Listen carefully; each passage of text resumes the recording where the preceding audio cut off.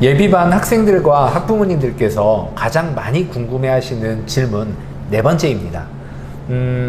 제가 입시할 때는 입시 내용이 좀 변화하지 않나요? 제가 대학 갈 때는 지금보다 더 어려운 거 아닌가요? 뭐가 바뀌나요? 이런 질문들이 좀 있으세요. 원장님 어때요? 정말 많이 물어보세요. 특히나 요즘 이제 1학년, 2학년, 3학년 다 정보가 다르고 워낙 실기도 바뀌고 수능도 바뀌고 이러다 보니까 뭐가 맞는지 뭐가 이게 아닌지 잘 헷갈려 하시고 많이 물어보시는데 제가 오늘 수능 학생부 딱 정리해서 알려드리겠습니다.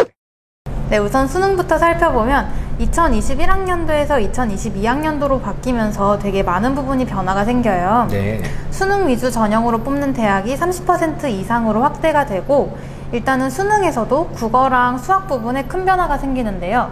기존에는 국어를 치고 수학을 칠 때 선택이 없었다면은 이번에는 공통 과목이랑 선택 과목으로 선택사항이 생깁니다. 그리고 수능 평가 방법은 이제 절대평가가 영어랑 한국사만 있던 것에서 제2외국어랑 한문까지 절대평가로 바뀌고요. EBS 연계율이 많이 감소되었습니다. 70%에서 50%로 감소되었고요. 적성고사랑 교사 추천서는 모두 폐지되었습니다. 내용을 듣다가 좀 궁금한 게 생겼어요. 네. 보통 우리 미대 입시생들은 수시 모집 인원이랑 정시 모집 인원이 한 반반 정도 됐거든요.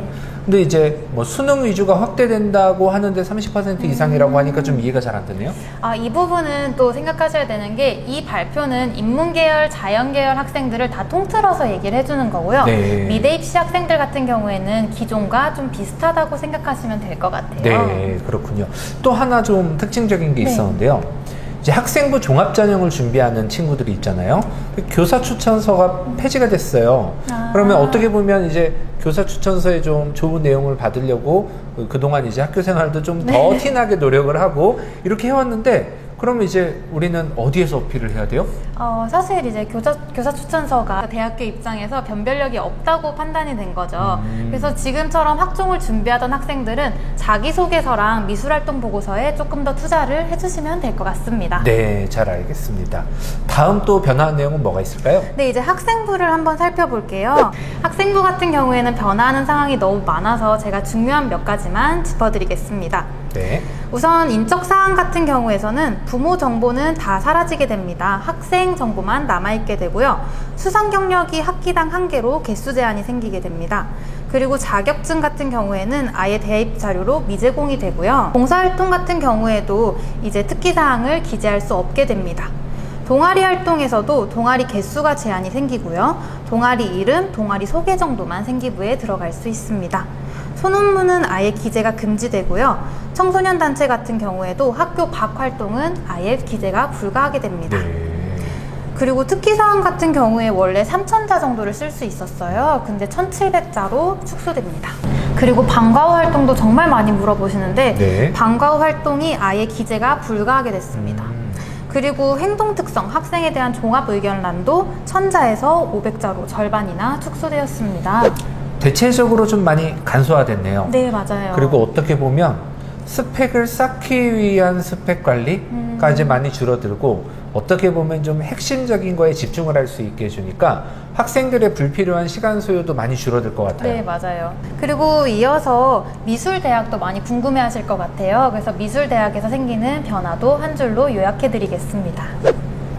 서울대 같은 경우에는 수시에 디자인과에서 지역균형 선발이 원래는 실기가 있었는데 이제 실기가 없는 학생부 종합 전형으로 바뀌게 되고요. 정시에서만 디자인 학부를 뽑는 걸로 변화가 생겼습니다. 홍익대학교 같은 경우에는 수시 인원이 소폭 증가되고 정시 인원이 소폭 감소되었습니다. 수시 체제가 좀 크게 변화되었고요. 미술을 한 과목 필수로 이수해야 됩니다. 학교장 추천자 전형이 캠퍼스 자율 전공에 신설되었고 정시 수능 반영 비율이 좀 변형되었습니다. 영어가 20% 들어가고 국어, 수학, 탐구 중에 두 가지를 선택해서 각 40% 들어가게 됩니다. 국민대학교 같은 경우에는 과거에는 수학을 아예 선택을 하지 못했는데 이제 수학을 선택할 수 있는 걸로 변형이 되었고요. 이화여자대학교에서는 정시 모집 인원이 확대되었습니다. 수시에서는 수능 최저학력 기준이 생겼는데요. 국어, 영어, 수학, 탐구 중에 두 개의 영역 합이 6 이내로 들어오면 됩니다. 실기고사 내용이 변경되었으니 꼭 확인 부탁드리고요. 건국대학교 서울 캠퍼스 같은 경우에는 정시 나군에서만 모든 학생을 모집하게 되어서 수시가 없어졌습니다.